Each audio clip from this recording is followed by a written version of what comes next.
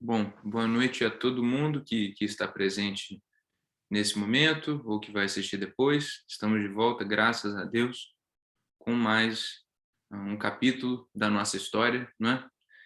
Dos nossos estudos aí de O Evangelho segundo o Espiritismo, do Centro Espírita Irmã Laura, aqui de Volta Redonda. Então, obrigado por regressarem.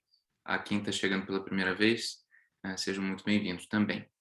E na noite de hoje, a gente dá continuidade aos estudos, como eu falei anteriormente, mas entrando num novo capítulo, o capítulo 8, tá? Intitulado Bem-aventurados os que têm puro o coração. Antes da gente dar início ao estudo de hoje, eu abri aqui o livro Vinha de Luz, o livro do Chico Xavier, né? Psicografado por ele e escrito pelo Espírito de Emmanuel. E a mensagem que a gente vai ler para poder esquentar os nossos motores, digamos assim, é a mensagem de número 86, intitulada Saibamos Confiar. Não andeis, pois, inquietos. Jesus, segundo Mateus, no capítulo 6, versículo 31. Jesus não recomenda a indiferença ou a irresponsabilidade. O mestre que preconizou a oração e a vigilância não aconselharia a despreocupação do discípulo ante o acervo do serviço a fazer. Pede apenas combate ao pessimismo crônico.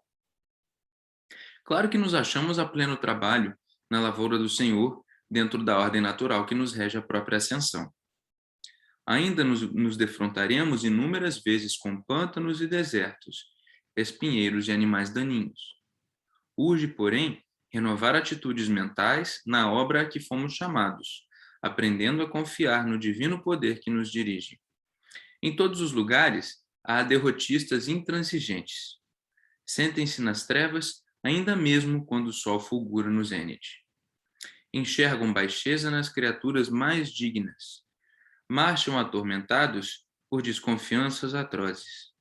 E por suspeitarem de todos, acabam inabilitados para a colaboração produtiva em qualquer serviço nobre. Aflitos e angustiados, desorientam-se a propósito de mínimos obstáculos, inquietam-se com respeito à frivolidade de toda sorte, e se pudessem, pintariam o firmamento à cor negra para que a mente do próximo lhes partilhe a sombra interior. Na terra, Jesus é o Senhor, que se fez servo de todos, por amor, e tem esperado nossa contribuição na oficina dos séculos. A confiança dele abrange as eras, sua experiência abarca civilizações, seu devotamento nos envolve há milênios. Em razão disso, como adotar a aflição e o desespero se estamos apenas começando a ser úteis? Muito bonito, né? Emmanuel finaliza com uma pergunta. Curioso, nunca tinha lido essa mensagem, olha que eu já abri esse livro muitas vezes, nunca tinha lido, e muito legal. Então, agradeço a Deus pela oportunidade de ler isso pela primeira vez. E, bom, aproveitamos a oportunidade já para poder fazer uma oração, agradecendo a nosso Mestre Jesus Cristo por essa oportunidade de estarmos juntos em mais uma semana de estudos. Obrigado também, querida amiga irmã Laura, tão paciente, tão caridosa e benevolente com todos nós, e a toda a sua equipe espiritual.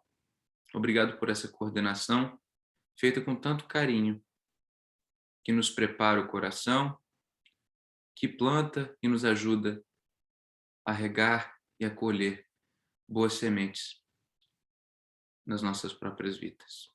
Que seja uma noite abençoada, de aprendizado e de alegria na companhia de Deus, nosso Pai. Que assim seja, graças a Deus. Bom, show de bola, gente. Então, devidamente rezados, não é? Vamos fazer o nosso estudo de hoje. Eu vou pedir a alguém, se alguém tiver alguma dúvida, pode naturalmente sempre me interromper, e se alguém não quiser aparecer na câmera, pode desligar, não tem problema nenhum.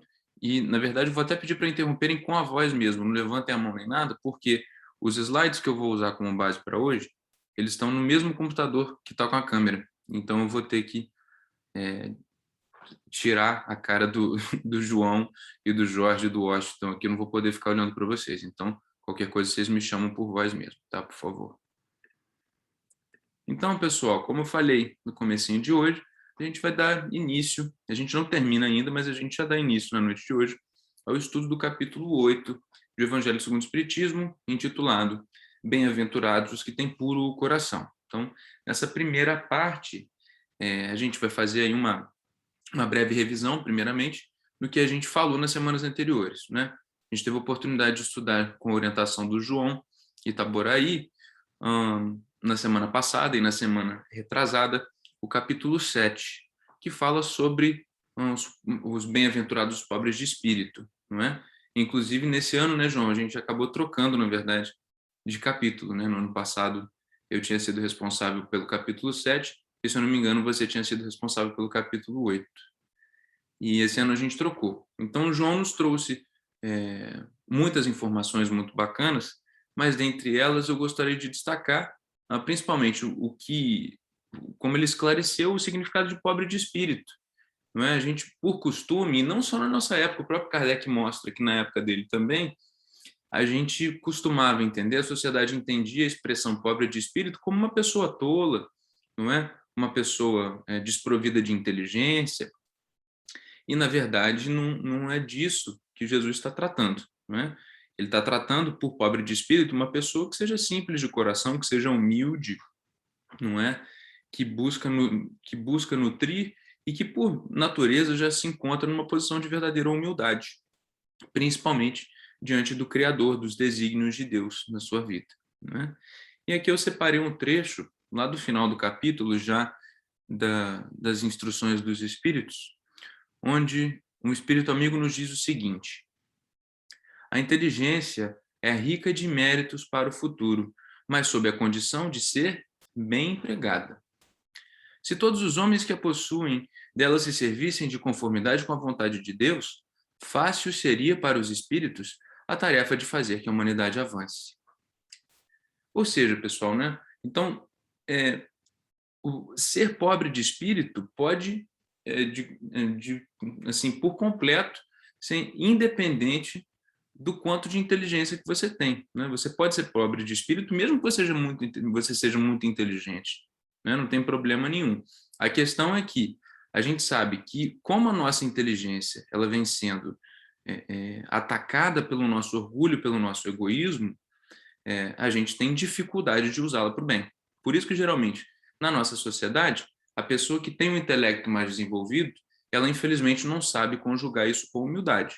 Mas os espíritos deixam claro para a gente que uma coisa não tem nada a ver com a outra, né? Você pode ser Albert Einstein e ser uma pessoa muito humilde. A verdade é a seguinte: a verdadeira inteligência, não é? Ela está também baseada em valores nobres, né? A gente sabe que Albert Einstein, por exemplo, foi uma pessoa muito bacana, um espírito elevadíssimo, né? E ele era humilde, não porque ele era bobo, que ele era ingênuo, pelo contrário, porque ele era muito esperto, né? Por ser uma pessoa muito inteligente e emocionalmente inteligente, ele viu o tamanhozinho da inteligência dele perto da inteligência que rege todo o universo, né? Do Criador e da espiritualidade superior. Então, arrisco eu dizer que uma pessoa que é verdadeiramente humilde, ela carrega consigo uma inteligência que muitas vezes a nossa sociedade, na verdade, não tem condições ainda de compreender, mas ela é, sim, uma pessoa muito inteligente, né?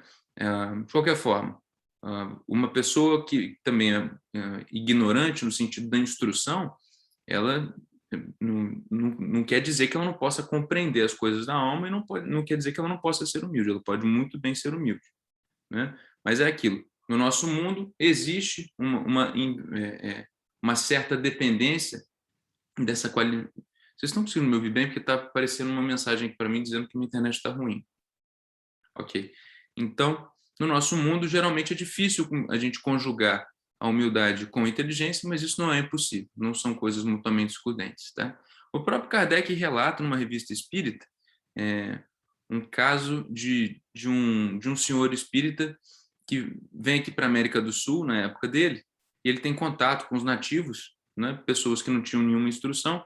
Ele começa a falar para eles a respeito do Livro dos Espíritos, e quando chega na parte da reencarnação, um dos indígenas vira para ele e fala assim: então, peraí, se a gente pode reencarnar, significa, então, que eu posso um filho meu que morra quando é pequeno, ou meu avô, por exemplo, ele pode reencarnar na tribo dos brancos, né? E aí o espírita fala para aquele nativo, fala assim, pode, claro, com certeza. Então a gente não pode, realmente não pode ter guerra com vocês, porque eu posso estar matando meu avô sem saber, não é? E enquanto os colonizadores europeus, né, que em tese eram pessoas muito mais bem informadas, estavam fazendo aquelas barbaridades todas e não tinham condições de aprender aquilo. É óbvio que a gente está tratando de uma história, não é? Mas demonstrando para a gente que uma coisa não está necessariamente ligada à outra. Você pode ser uma pessoa muito humilde, muito instruída, pode ser uma pessoa muito humilde sem instrução, e você também pode ser uma pessoa sem instrução que infelizmente não tem humildade, ou uma pessoa muito inteligente que ainda não conquistou a humildade, tá? Beleza. Lembrando que a humildade é um pré-requisito básico para que a gente consiga conquistar nossa própria felicidade e atingir o reino dos céus, não é? Então, seguindo adiante, já entrando no assunto de hoje, nessa primeira parte a gente vai tratar a respeito da simplicidade e da pureza de coração dentro do capítulo 8. Além disso, a gente vai falar sobre o pecado por pensamentos ou adultério, né? Qual é a relação entre aquilo que é chamado de adultério e o pecado por pensamentos, tá? Como eu falei antes, pessoal, eu vi que a Patrícia chegou há pouco, a Sheila também está aqui. Qualquer dúvida que vocês tenham, sintam-se à vontade para me interromper e me perguntar, tá bom? Então, eu vou fazer para vocês aqui a leitura do item 1 e do item 2 lá do nosso capítulo 8, tá?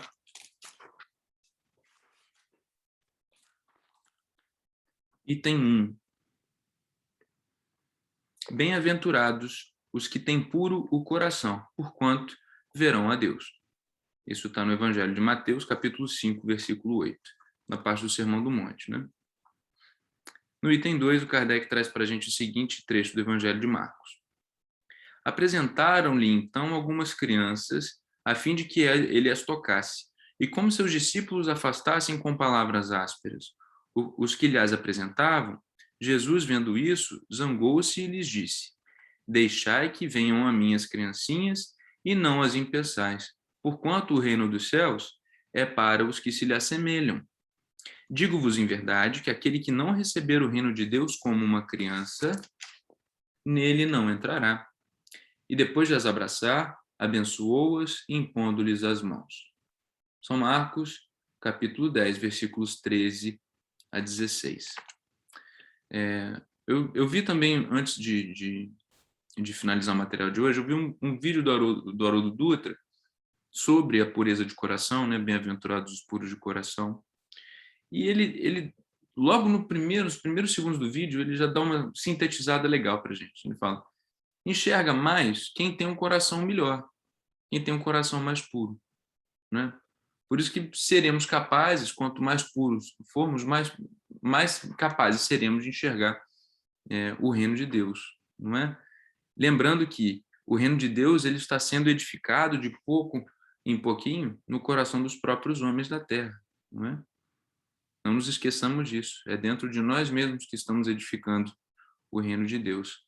Então, à medida em que a gente purifica o nosso coração, a gente vai aumentando a nossa capacidade de enxergar os espíritos imortais, de enxergar a natureza, as criações divinas, sejam elas fora ou dentro do nosso planeta, como algo que elas verdadeiramente são, né? Estão sujeitas à lei de progresso, né?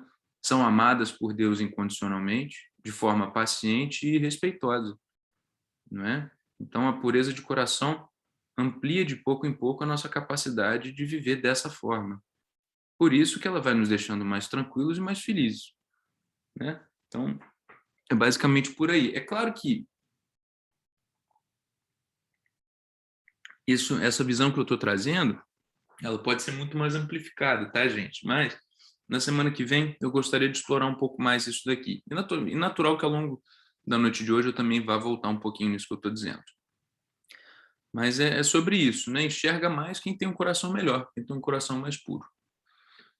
Então, até anotei uma coisinha aqui que eu vou ler para vocês. O amor, ele limpa as nossas vistas e nos permite iluminar os próprios sentimentos. os sentimentos dos outros, o meu caminho, o caminho dos outros, né? A minha missão, a missão dos outros. Nos permite enxergar e viver com mais pureza de intenções, né?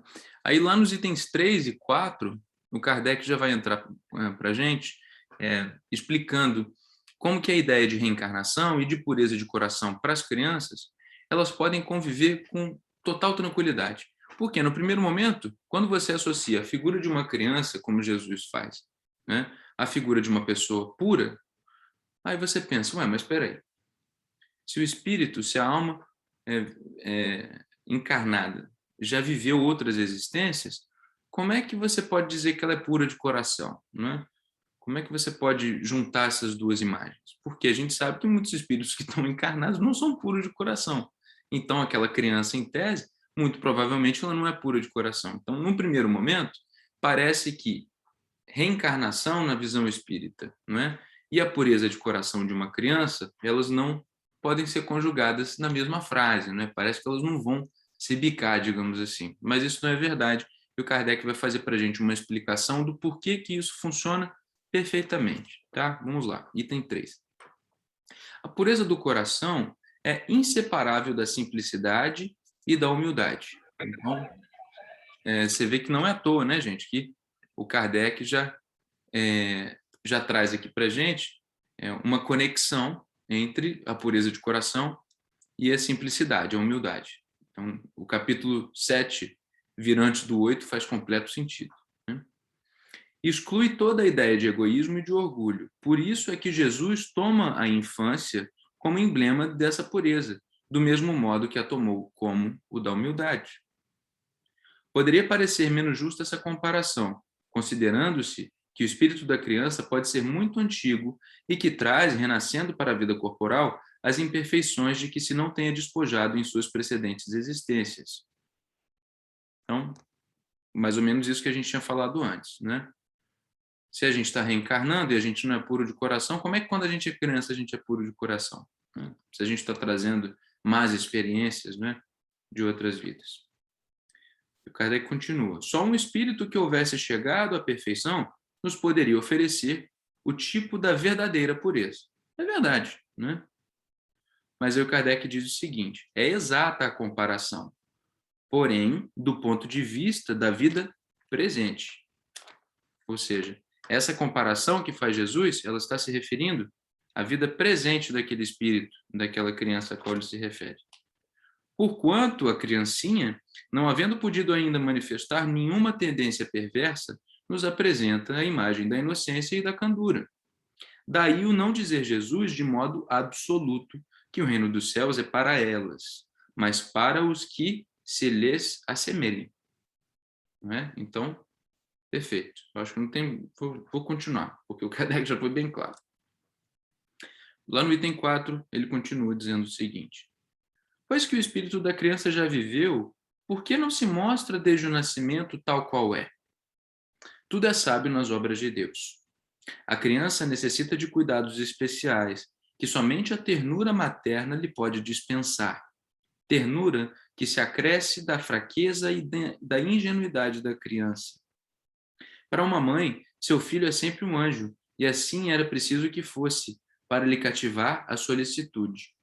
Ela não houvera podido ter-lhe o mesmo devotamento se, em vez da graça ingênua, deparasse nele, sob os traços infantis, um caráter viril e as ideias de um adulto, e ainda menos se lhe viesse a conhecer o passado. Não é? Então, gente, é importante a gente dar destaque a isso daqui, porque não existem coincidências nas leis da natureza, não é? No curso natural das coisas, não há coincidência. Então, ao nascer o espírito imortal encarnado, ele se apresenta aos nossos olhos, instintivamente se apresenta para nós, como uma figura frágil, dotada de pureza, né? Mesmo que relativo. Então, não é coincidência que mães e pais, né, tenham tão substanciais até mudanças de comportamento, né, depois que o filho nasce. Muitos aqui são pais e mães vão poder dizer muito melhor do que eu. Ainda não fui pai, né? Mas existem muitos estudos que comprovam uma mudança geral no comportamento psíquico dos indivíduos, né, principalmente da mãe, uma carga hormonal muito grande chega ali no organismo da pessoa, e a gente sabe que no campo espiritual as coisas mudam muito mesmo, né? Então, tudo isso tem uma razão de ser, não é? Para poder dar àquele espírito que renasce condições de reiniciar verdadeiramente de um novo ponto, não é? Ele não está partindo do mesmo ponto de onde ele desencarnou, não é? Além das experiências que o espírito tem depois que ele desencarna, não é? Vamos pegar o exemplo do André Luiz, tá? O André Luiz desencarnou. Aí a gente sabe, ficou um tempo no umbral, subiu para nosso lar, ficou em nosso lar mais um tempo, né? Começou aquelas pesquisas todas, gerou esses livros que a gente estuda aqui na matéria, não é? E vamos supor que ele decida reencarnar, tá?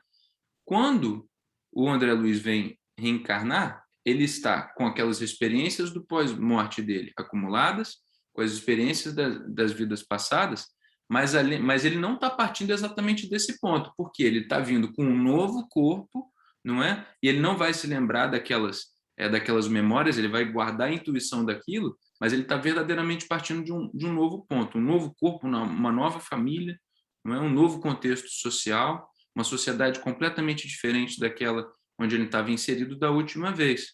Então, verdadeiramente é um novo ponto de partida, não é? Ele é deslocado para viver uma experiência completamente diferente, não é? E a gente olhar para isso dessa forma mostra primeiro a misericórdia de Deus, não é? Nos dando essa oportunidade da gente verdadeiramente viver uma nova existência, mas sem perder por completo a intuição do passado. A gente traz conosco intuições ligadas ao nosso passado, não é? Fora que as nossas provas da vida são escolhidas a dedo para que justamente a gente possa evoluir e ser mais feliz. Tá? De qualquer forma, seguindo em frente. É necessário esse estado de transição para que o espírito tenha um novo ponto de partida. Esse estado de transição que ele diz é quando o espírito está se preparando para reencarnar. Tá? É necessário esse estado de transição para que o espírito tenha um novo ponto de partida e para que esqueça em sua nova existência tudo aquilo que a possa entravar, tudo aquilo que a possa atrapalhar. Sobre ele, no entanto, reage o passado. Então, ele resume aqui para a gente, o Kardec. Renasce para a vida maior, mais forte, moral e intelectualmente, sustentado e secundado pela intuição que conserva da experiência já adquirida. Não é? A partir do nascimento, suas ideias tomam gradualmente impulso à medida que os órgãos se desenvolvem, pelo que se pode dizer que no curso dos primeiros anos, o espírito, olha que legal, no curso dos primeiros anos, o espírito é verdadeiramente criança, por se acharem ainda adormecidas as ideias que lhe formam o fundo do caráter. Então, gente, mesmo que conversando com uma pessoa que seja materialista, ou conversando com uma pessoa que acredite em Deus, mas não acredite na pré-existência da alma, não é que acredite que a alma é criada no momento em que a pessoa está nascendo, né? Algumas religiões acreditam nisso.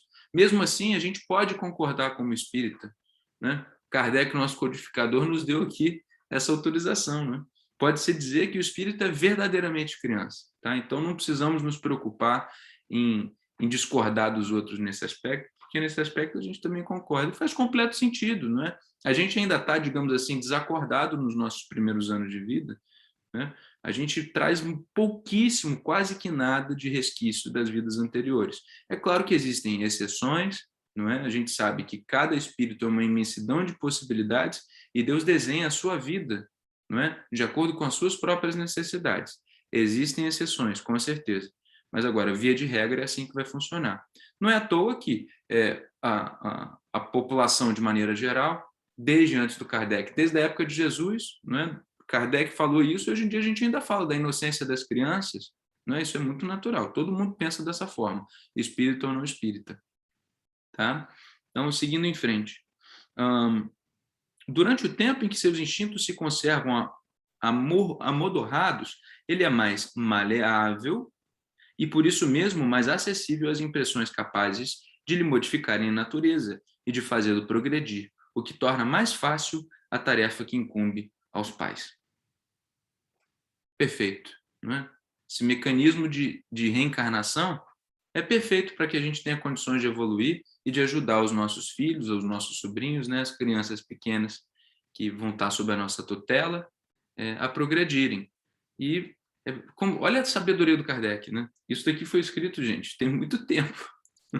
Já tem muito tempo isso daqui, tem, né? É impressionante, né? Que bacana a gente poder estudar isso e ver que há tanto tempo fala-se coisas tão sábias dentro da nossa corrente de estudo religioso, né? E aí, por último, Kardec explica: o espírito, pois, enverga temporariamente a túnica da inocência e assim Jesus está com a verdade, quando, sem embargo da anterioridade da alma, toma a criança por símbolo da pureza e da simplicidade, né? Então, mais uma vez, a ideia de anterioridade da alma, de maneira nenhuma, exclui a possibilidade de uma criança ter pureza de coração. Tá? O Kardec deixa isso muito claro para a gente, é um ponto muito importante. Se alguém tiver alguma dúvida, sinta-se à vontade para me perguntar, porque agora a gente vai partir para um outro ponto. Beleza. Esqueci de falar para vocês aqui, né, daquele tradicional copinho d'água. Quem quiser colocar aí para os nossos amigos espirituais fluidificarem ao longo dos estudos, não é? De qualquer forma, já entrando numa outra parte do capítulo, a gente vai falar de pecado por pensamentos, adultério. Tá? No item 5, a gente tem o seguinte trecho do Evangelho de Mateus. Aprendestes que foi dito aos antigos, não cometereis adultério. Eu, porém, vos digo que aquele que houver olhado uma mulher com mau desejo para com ela, já em seu coração cometeu adultério com ela. São Mateus, capítulo 5, versículos 27 e 28. Temos aqui o comentário, perdão, e no item 6 a gente tem o seguinte, lá no Evangelho de Marcos. Não, desculpa. Beleza. O comentário do Kardec para a gente, no item 6.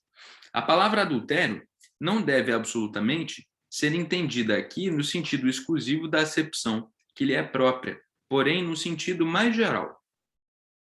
Muitas vezes Jesus a empregou por extensão para designar o mal, o pecado, todo e qualquer pensamento mal, como, por exemplo, nesta passagem. Aí sim ele entra na passagem de Marcos. Porquanto, se alguém se envergonhar de mim e das minhas palavras, dentre esta raça adúltera e pecadora, o Filho do Homem também se envergonhará dele, quando vier acompanhado dos santos anjos na glória de seu Pai. Então a gente vê que esse sentido da palavra adúltero, de adultério, ele é mais amplo na maneira como Jesus usa, tá? Vamos continuar aqui. A verdadeira pureza não está somente nos atos, está também no pensamento. Porquanto, aquele que tem puro coração nem sequer pensa no mal. Foi o que Jesus quis dizer. Ele condena o pecado, mesmo em pensamento, porque é sinal de impureza. Antes da gente prosseguir para o item 7, como é importante, né, para todos nós a gente buscar purificar verdadeiramente os nossos pensamentos. A gente estuda ao longo da doutrina espírita, em diversos momentos, que pensamento tem forma, pensamento tem cor, pensamento tem cheiro, não é? O pensamento influencia o ambiente onde você está inserido, não é? E isso é muito normal, não é? É muito corriqueiro. Todos nós, sem exceção, mais ou menos experientes na doutrina, no caso do Jorge, eu sei que o Jorge sempre foi espírita, né, Jorge? Mas eu sei que o João, por exemplo, se tornou espírita você estava entrando na idade adulta, né, João? Você estava lá com seus 18, uma coisa assim? 23 anos. 23 anos. Mas foi a primeira vez que você ouviu falar de vibração, né? Nossa, esse ambiente aqui está estranho. Não foi quando você virou espírita. Né? A coisa... Até tinha a sensação, né? Às Exato, vezes de exato. essa sensação, esse sentimento de que o ambiente está pesado, está carregado. Com certeza, Mas né? essas palavras colocadas de forma como Kardec coloca para a gente foi depois do 23. Ainda estou Perfeito. aprendendo até hoje ainda. Não, Tem perfeito. muito que aprender. Não, sem dúvida, todos nós. Mas quando a gente vai ao cinema, por exemplo, né, gente? Se a gente for no cinema para ver um filme de terror, que eu odeio, eu tenho um medo danado. Mas, assim, o que eles fazem, né? Colocam aquela música pesada, aquilo tudo, para poder mudar o seu ambiente mental, né? Para te colocar né? O Guilherme que adora quando eu falo, né? Colocar um setup mental, né, Guilherme? Mudar a maneira como você está percebendo. Então, isso mostra que, poxa vida, o pensamento é tudo, né? É extremamente importante. Então, a gente não pode olhar para isso aqui, para o pecado por pensamento, como com um olhar condenatório. Jesus não condena de maneira nenhuma, não é? Isso é um conselho porque ele sabe da importância que tem o pensamento. Porque tem muitas pessoas que vão fazer o seguinte, vão se dar por satisfeito por estarem tendo atos no seu dia a dia, mas às vezes por dentro a pessoa está uma pilha de nervo e está fingindo que está tudo bem. E acha que está tudo bem mesmo. Fala assim, eu faço, né? Vamos pegar o meu caso, tá?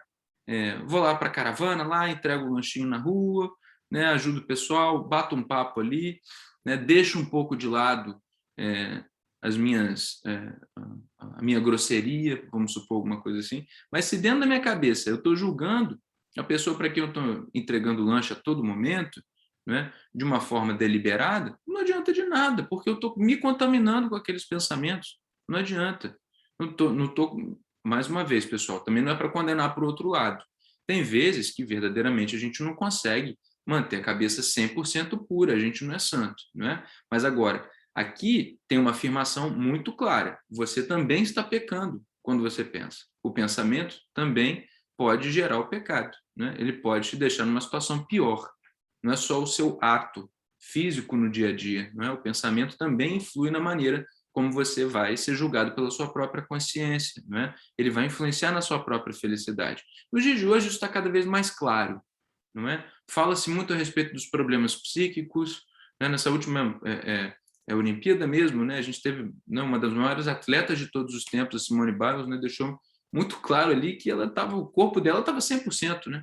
Muito forte, muito bem treinada, mas a cabeça dela não estava funcionando, né? Então, há mais de 2000 anos, Jesus deixa claro para a gente a importância não somente dos nossos hábitos, mais uma vez, físicos, né? Como a gente fala, né? Como a gente se comporta no nosso dia a dia, mas a nossa cabeça, o que está se passando por dentro da nossa mente também é muito importante. É a respeito disso que a gente está comentando, tá? Quando fala-se de pecar por pensamento. Item 7, vamos adiante.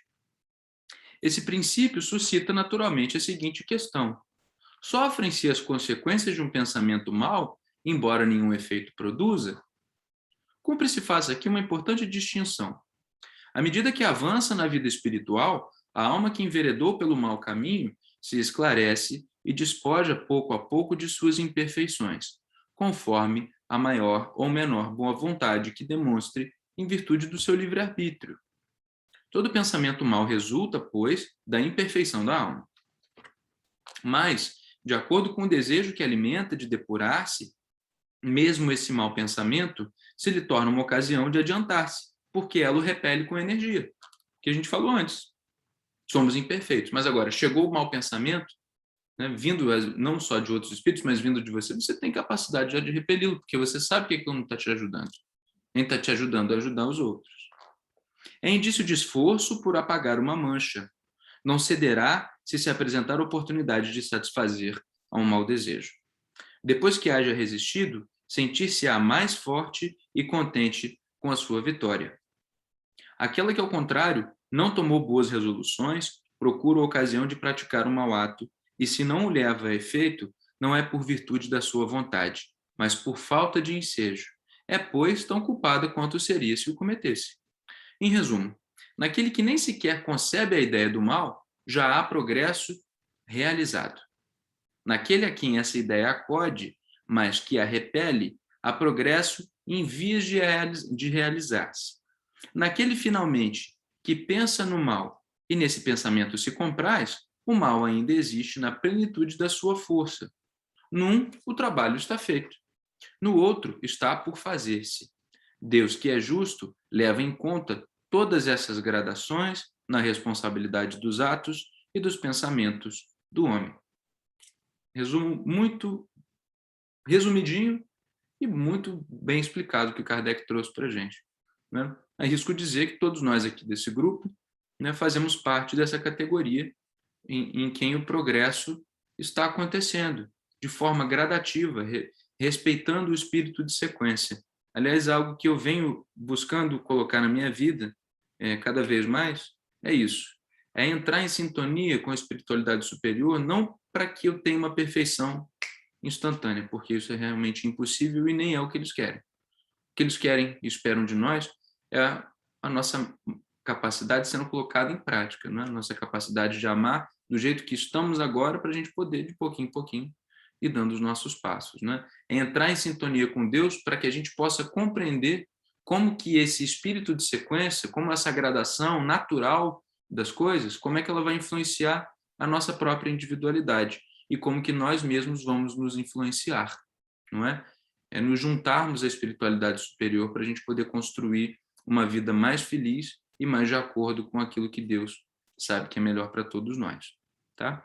Ainda são 20 horas e 39 minutos, mas, sinceramente, eu acho que, por enquanto, tá bom. Eu não gostaria de avançar mais, não, porque senão a gente vai entrar já em um outro assunto. Acho que a gente pôde já deixar um pouco mais claro o que significa a pureza de coração e a importância dela nas nossas vidas. Ela está muito ligada, realmente, ao nosso pensamento. Não é a pureza das nossas intenções, a forma como a gente encara os hábitos dos outros e os nossos próprios hábitos, não é?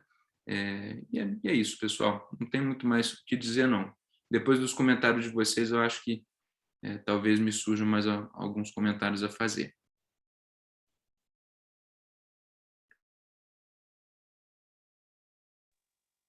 Eu lembrei de um filme recente que lançou, que é até com aquele menino que faz o Homem-Aranha, que é um filme de ficção científica, que é um universo distópico, que ele está em outro planeta, a população da Terra tem que sair, porque a Terra está acabando, aquele cataclismo que os norte-americanos gostam muito de fazer. Enfim, aí vão para esse outro mundo, onde lá, incrivelmente, os pensamentos eles são ouvidos pelas pessoas e tomam forma. Só que as mulheres não emitem esse pensamento, ninguém consegue ouvir que as mulheres. Enfim, bacana o filme, mas me lembrei dessa figura de linguagem aí, e nada dá certo, né? Porque todo mundo se ouve, todo mundo sabe o que o outro está pensando. As pessoas não conseguem conviver umas com as outras porque descobrem que o pensamento, muitas vezes, ele nos trai e é perverso. Mas é legal esse conflito do filme colocar o quanto aquela pessoa quer reprimir aquele pensamento, que na ação talvez ela não faça isso. No pensamento, às vezes ela não conseguiu segurar, mas na ação ela conseguiu. Enfim, é óbvio, isso me colocando agora para a matéria de hoje, eu acho que o nosso controle, a nossa vigília em relação ao nosso pensamento é algo que demanda muito desenvolvimento, muita disciplina e provavelmente muitas encarnações e muitos erros e muitas aflições. Porque, enfim, a gente está rodeado de sintonias e enfim, de influências que também nos ajudam a encaminhar nosso pensamento para um lugar um pouco mais pesado, nos inclina para fora de pensamentos que são positivos. Enfim, estamos num mundo em que existem mais pensamentos negativos do que positivos, e isso influencia, óbvio. Então você não tem só que lutar contra os seus, mas contra das outras pessoas que te influenciam. Mas eu tenho para mim, aí eu pego até um ensinamento do Gandhi, que ele diz que controlar um mal em pensamento é quase impossível ainda, mas controlar a ação é uma obrigação do ser humano. Perfeito, acho perfeito. muito importante. Com certeza, Guilherme. Muito obrigado. Concordo 100% contigo. Muito legal, Anderson, o estudo.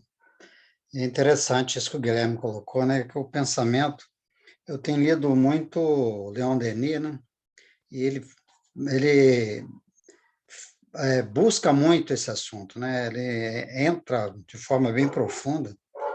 E o pensamento, rapaz, ele é tão difícil de ser controlado, né? O Anderson falou que Jesus sabe que nós temos dificuldade, né?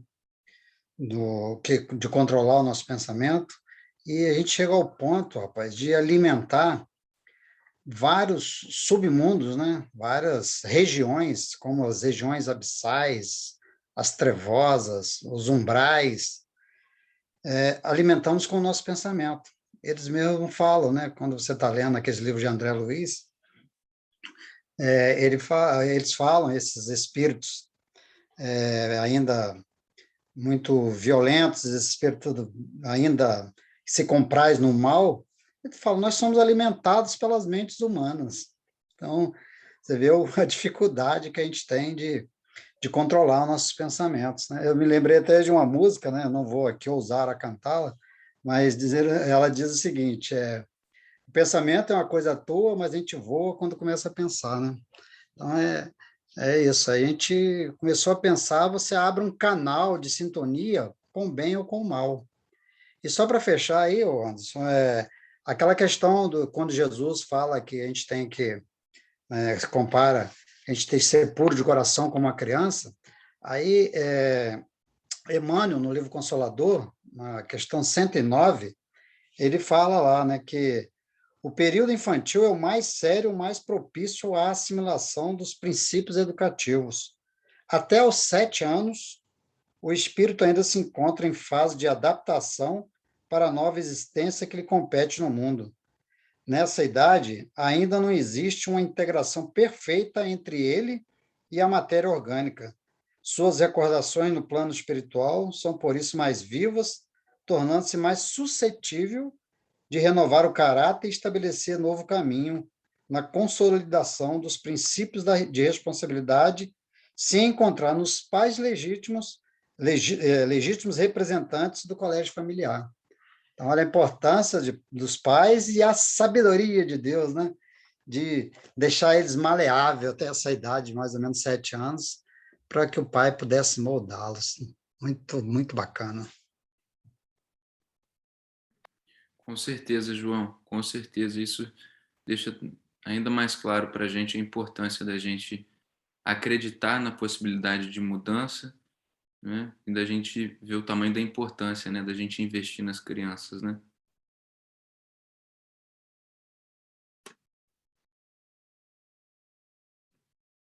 E Jorge, fala aí. Eu não estou muito inspirado, não. Falar que estava comentando com o pessoal, né? Estou um pouco cansado. Mas eu cheguei a fazer, não tenho feito ultimamente há muito tempo, mas eu cheguei a fazer uns exercícios algum tempo atrás sobre a questão do pensamento. O pensamento toma forma, né?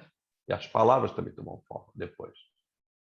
Chegou uma época, que você pode até rir, não vou me incomodar, mas eu tinha na minha sala lá na CSN, quando eu trabalhava lá, isso alguém me aconselhou um dia e eu adotei, eu pus um pontinho na parede e o que eu queria realizar, eu ficava todo dia ali, uns 5 minutinhos, olhando para aquele ponto, porque o ponto era nada mais do que um canal para eu focar, né? E eu ficava ali pensando, coisa assim e tal, quero que isso aconteça assim, assado e tal, papapá e tal. No dia seguinte, a mesma coisa. Se fosse uma viagem, por exemplo, eu me imaginava, pô, pegando a mala, indo para o aeroporto, senhores passageiros do voo número tal, queiram dirigir ao portão de embarque. E eu ficava ali naquela mentalização. E eu acho que muitas coisas aconteceram, sabe? Em acreditar na força do pensamento. Por outro lado, agora o outro lado da balança. O pensamento ruim, né? Como o João falou, você falou, tem gente que olha para uma planta com um pensamento ruim e a planta murcha, né? Então, algumas plantas em especial, elas têm essa facilidade de absorver. Então, por outro lado, também existem experiências se você chegar na mesma planta com pensamentos bons, fazer um carinho na planta, olha, eu penso que você é bonita, você é saudável, ela vai florescer com mais vigor. Então, não tenho dúvida nenhuma de que o pensamento toma forma. Isso, para mim, é pacífico. Concordo contigo, sem dúvida nenhuma, Jorge. Por... E aí, Por isso que tem hora que é difícil, né? Porque você sabe que o pensamento toma forma, mas você não consegue controlar seu pensamento. Aí como é que faz, né? No meu caso é mais ou menos assim. Eu sei que o que a gente pensa vai tomando forma, mas aí você pensa, putz, mas meu pensamento não está muito em dia, não. Estou precisando, né, passar um mertiolate nele, né? Um álcool 70, né? Como é que faz? Mas vamos em frente, né? Tem mais gente aí, vamos lá. Tem, ó, aqui na minha tela tem Washington, Patrícia e Sheila. Se vocês quiserem fazer um comentário, gente, sintam-se mais do que à vontade, por favor.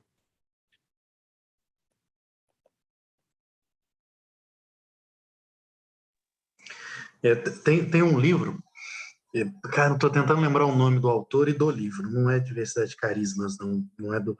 Enfim, vou lembrar. Rapidinho eu pego no Google aqui também. Mas que relata como com um rigor jornalístico ali, como se fosse uma experimentação, onde se faziam reuniões e uma pessoa que tinham 3 médiums clarividentes que eles descreviam para alguém que estava escrevendo ali o que eles viam durante uma sessão espírita e tudo mais, de todas as matizes, né? Desde psicografia de livros recorrentes, que tem alguns centros que se especializam nisso, né? Tem aqueles médiums psicógrafos, ficam ali escrevendo um livro toda semana, volta lá para escrever sobre o mesmo tema. Enfim, tem desobsessão, enfim, todo mundo conhece alguns pontos. E aí ele relata nesse livro que uma das mais belas alegorias das formas é o passe. Que ele diz que é como se duas formas, que talvez, né, seriam a nossa psicosfera ali, seria o nosso perispírito, como eles interagem em cores e em velocidade. Por isso que quando a gente fala na reposição de mãos do passe, é o equilíbrio, por isso que quem dá o passe também, quem repõe a mão ali, também tem que estar com uma sincronia bacana. Não adianta dar o passe ali com um monte de mau pensamento, que você vai perturbar o, o perispírito da outra pessoa. Então, é muito legal, porque eles relatam que às vezes a pessoa está com um perispírito, uma imagem muito acinzentada e com uma velocidade muito grande, parece que é uma TV fora do ar. E quando chega a beleza de alguém que está em paz e vai e repõe a mão, é como se aquilo fosse entrando em sintonia, devagarzinho vai se acalmando. É muito legal ver o relato desse livro, vou achar para vocês. Por favor. Muito legal, que traz uma imagem, né? Porque assim, nos falta um pouco, eu tenho uma riqueza tão grande, e ver isso como imagem deve ser tão belo. Pô, faça isso, Guilherme, vai ser muito bom. Com certeza. Você me lembrou de um comentário aqui a respeito de ontem, na verdade. Eu fui ao centro ontem e eu sempre tive muita autocobrança na hora de buscar o exercício da mediunidade, né? As quintas-feiras, para quem não sabe, a gente tem um grupo de estudos, né, do Livro dos Médiuns, né, estudos sobre a mediunidade. E aí, quando estava presencial, a gente tinha uma reunião mediúnica depois, que era uma reunião de estudos. E nessa reunião eu sempre me cobrava muito e acabava que eu não conseguia me concentrar, justamente por conta de ficar me cobrando uma concentração em excesso. E aí, de alguns meses para cá, eu passei ao centro às terças para poder tomar passe, né, fazer um reequilíbrio. Eu estava precisando, estava com muita oscilação emocional. E desde que eu retomei essa frequência ao centro, digo de passagem, gente, sempre ó, né, cumprindo os protocolos de segurança, né, muito importante. Mas o que acontece? A minha sensibilidade começou a ficar mais aguçada. E no dia de ontem aconteceu algo muito interessante e que tem tudo a ver com essa coisa do pensamento, como que o pensamento faz muita diferença. Eu tive a intuição de falar algumas coisas, não é? Estava tomando um passe, eu falei, Renato, posso falar algumas coisas? Estão me vindo algumas palavras na cabeça. O Renato, que era o médium responsável pelo passe, lá pelo trabalho, falou, não, pode falar. Aí eu falei algumas coisas que estavam vindo na minha cabeça, nitidamente estava sendo intuído, mas eu estava meio travado, né? Justamente por essa cobrança de falar a coisa certa, tal, tal, tal. Aí eu falei uma dúzia de frases, uma meia dúzia, e parei. Aí o Renato foi e falou assim, olha, Anderson, é isso, né? Ele tem uma sensibilidade maior, estava entendendo o que estava acontecendo, digamos assim, né? Do outro lado, me explicou e falou assim, olha, mas já reparou, Anderson, que sempre a mensagem, as palavras que vêm até você são do tipo, confia, né? Acredite em você mesmo, né? O amor acima de tudo, Deus está contigo e você já está buscando amar, então confie que você está no caminho certo, mais ou menos assim. E aquelas palavras que o Renato me falou, de imediato mudaram a minha mentalidade em relação àquela mesma coisa que tinha acabado de acontecer. E aí eu senti a mesma intuição de voltar a falar. Eu falei, Renato, enquanto você estava falando, me veio a intuição de falar de novo. Eu posso falar mais algumas coisas? Ele falou, com certeza, pode falar mais. E aí, gente, foi impressionante como que a minha pequena mudança de mentalidade, na verdade, uma gigantesca mudança de mentalidade em tão pouco tempo, fez com que um manancial de emoções viesse até mim. Assim, foi uma sensação que eu nunca senti na minha vida. Parecia que eu estava pegando fogo, mas era um fogo morno, um fogo me abraçando. Assim, né? As coisas que eu estava falando estavam fluindo de uma forma que eu me emocionei muito. Foi muito emocionante, nunca tinha acontecido isso comigo. Né? Me senti muito amado de uma forma que eu nunca tinha conseguido. Né? Isso tudo, é claro que tem a ver, né, com a nossa busca, tem a ver com a educação mediúnica, não é? Com os estudos que a gente vem fazendo juntos, mas no final das contas, se não fosse aquela mudança de mentalidade, né, aqueles pensamentozinhos ali, né, aquela concatenação de ideias ali dentro da reunião, eu não teria conseguido.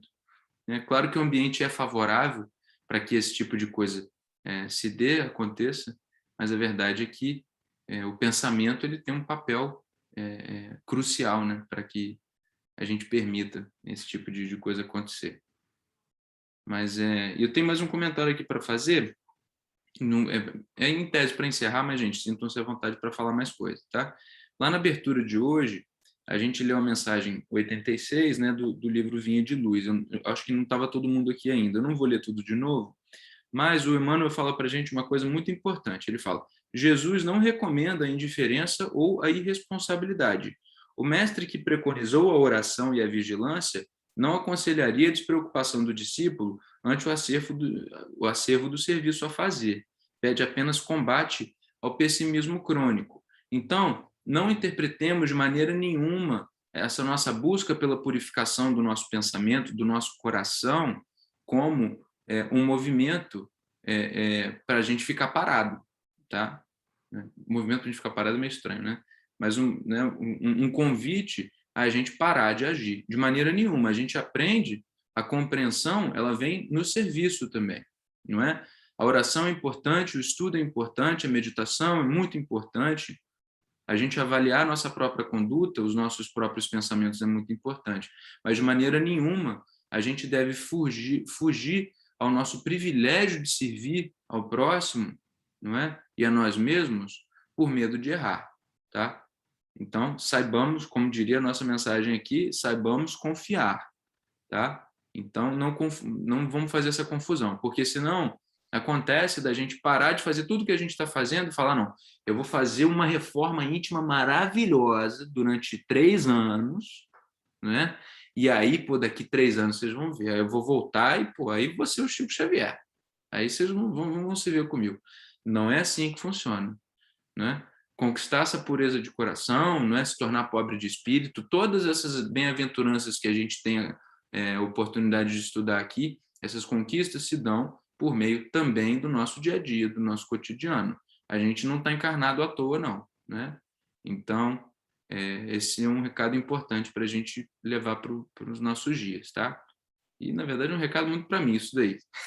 Estou falando para vocês, mas estou falando muito para mim mesmo. E é isso. Se ninguém tiver mais nenhum comentário, eu vou pedir ao Guilherme, é ele que está grande na minha tela aqui, vou pedir ao Guilherme para fazer a oração de encerramento. Mas antes, se alguém quiser falar alguma coisa, está muito bem-vindo. Beleza, então vou apagar a luz aqui, só um minutinho.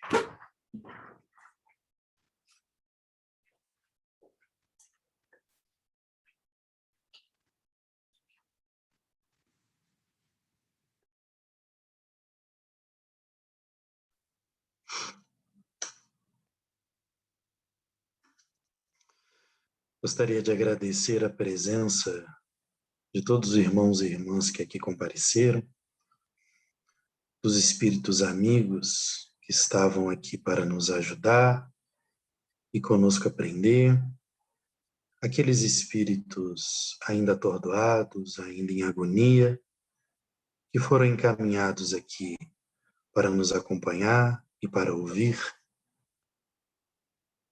que as suas intuições e influências permitam que o nosso pensamento floresça de uma forma esplendorosa, acessível, receptiva, caridosa, que saibamos cada vez mais aprender, como diz, não só os espíritos, mas reproduzidos pela arte, pelas músicas, aprender com as crianças, com as dúvidas e respostas das crianças. Que sejamos confiantes no que o outro nos diz, no que o outro sente, no que o outro faz. Que saibamos nos vulnerabilizar mais para que os nossos pensamentos não fiquem só encerrados em nossas cabeças, que saibamos cada vez mais compartilhar as nossas dúvidas, anseios, nossas esperanças, os nossos medos com aqueles que nos cercam, que tenhamos mais força para sair do lugar onde muitas vezes cavamos tão fundo que parece insuportável sair desse buraco. Que esse buraco é apenas o nosso pensamento que vai ficando mais escuro, mais fundo, mais espesso. Mas que saibamos pedir ajuda, que saibamos dar a mão para ajuda, que estejamos, sobretudo, disponíveis, porque a disponibilidade é o primeiro caminho para a caridade e para o amor, de se estar nesse mundo não só para si mesmo, mas para todos os irmãos e irmãs que aqui marcham, caminham para o mesmo lugar que a felicidade suprema de estar ao lado de Cristo e ao lado do nosso grande Pai, o grande amor, que é o nosso Senhor Jesus Cristo e Deus, acima de tudo. Obrigado, que tenhamos um resto de semana, um início de feriado esplendoroso e que nossos pensamentos sejam nossos amigos e não nossos inimigos.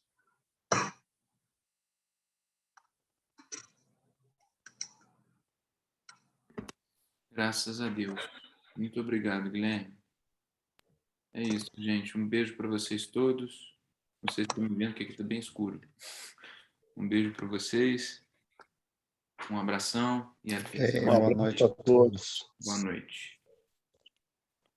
Boa noite, boa noite. Fiquem bem, todos com Beijo, saúde. gente. Até breve. Boa noite. Boa noite, Patrícia. Boa noite, Patrícia. Boa noite, gente. Valeu, Tudo Xelinho. bom Um pra beijo. vocês? Boa Boa noite. noite. Bom descanso, gente. Valeu. E todos com Deus.